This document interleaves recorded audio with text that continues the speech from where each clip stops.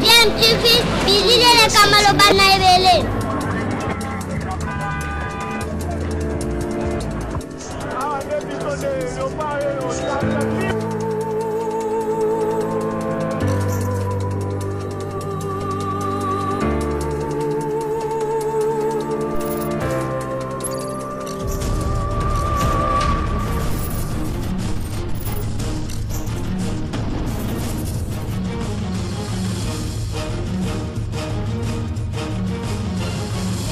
DMTV toujours en avant.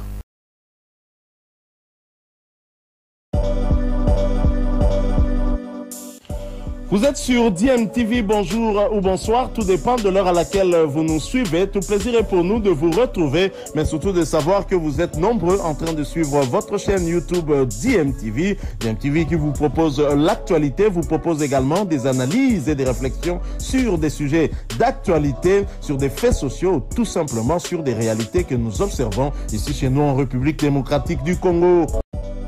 Parlons à présent de l'organisation des 9e Jeux de la francophonie où il n'y a pas eu des faits de détournement de deniers publics au niveau de la direction du comité national de ces Jeux, tel qu'a affirmé Jules Alingueté. Il a en outre rajouté que l'inspection générale des finances a accompagné la direction du comité national de ces Jeux.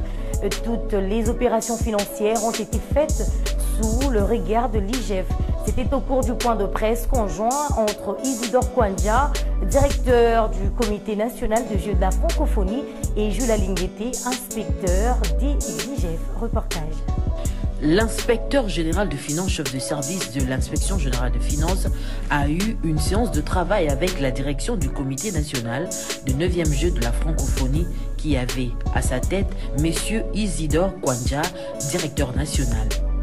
Les deux parties ont fait l'évaluation de la mission d'encadrement des opérations financières de Jeux de la francophonie par l'IGF. Je remercie très sincèrement le président de la République, qui est l'autorité des 9e Jeux de la francophonie, le Premier ministre qui est le superviseur, qui nous ont accompagnés et avec l'IGF pour que ces Jeux soient un succès.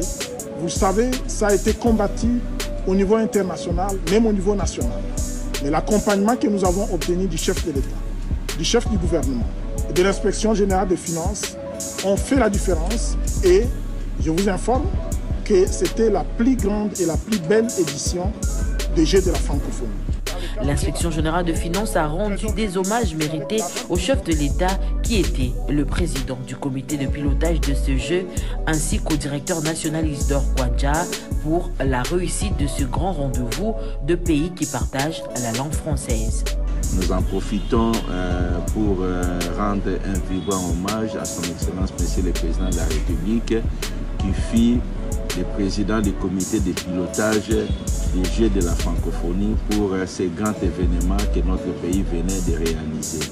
En ce qui concerne la mission de l'inspection générale des finances, nous voudrions signaler que l'inspection générale des finances a accompagné la direction du comité national des Jeux de la francophonie.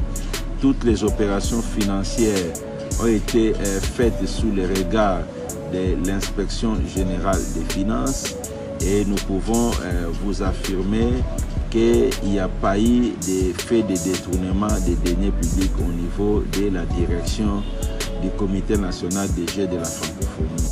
L'inspection générale de finances qui a encadré toutes les opérations financières de la francophonie exprime sa satisfaction sur l'ensemble de la gestion de cette structure et indique que les deux parties procèdent actuellement à l'inventaire de biens de Jeux de la francophonie qui seront mis à la disposition du comité de pilotage pour affectation dans les différents services de l'État.